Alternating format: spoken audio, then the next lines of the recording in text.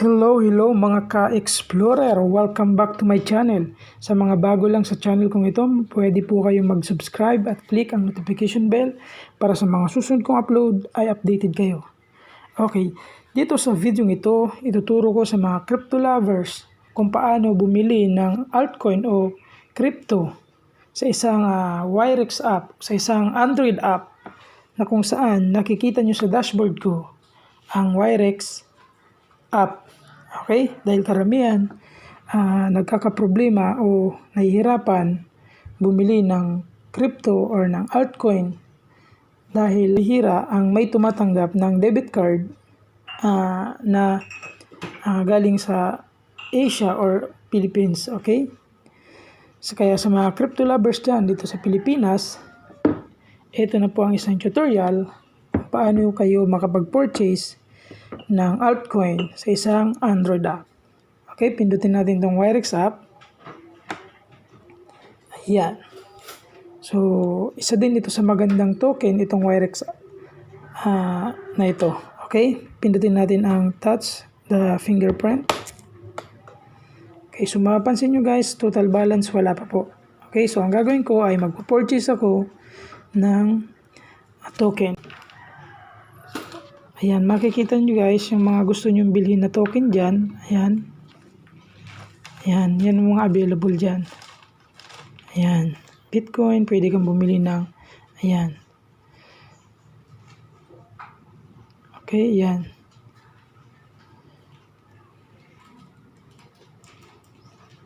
Okay, so pag nakapili ka na kung anong gusto mong bilhin na altcoin dyan or crypto, pipindutin mo lang yung plus sign. Okay, sa ngayon, bibili ako ng Wirex token. Okay? Pindutin natin itong plus sign. Okay? Then, pipiliin ko itong nakalink na card. Na debit card. Okay? And, itatype ko kung ilang coin.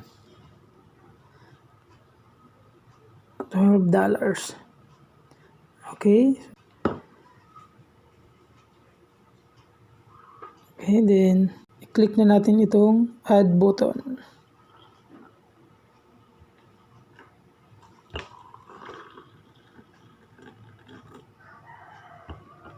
Antayin lang natin.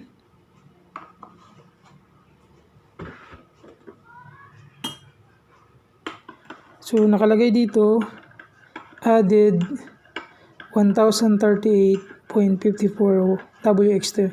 Ibig sabihin, nakabili na ako guys. So, ayan guys, pumasok na yung binili kong worth $12. Okay, $11.52 na lang ang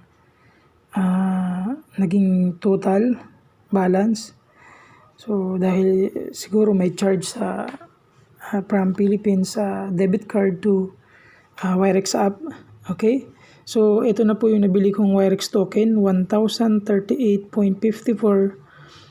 WXT. Okay, so ganyan lang kabilis guys bumili ng token dito sa Wirex App.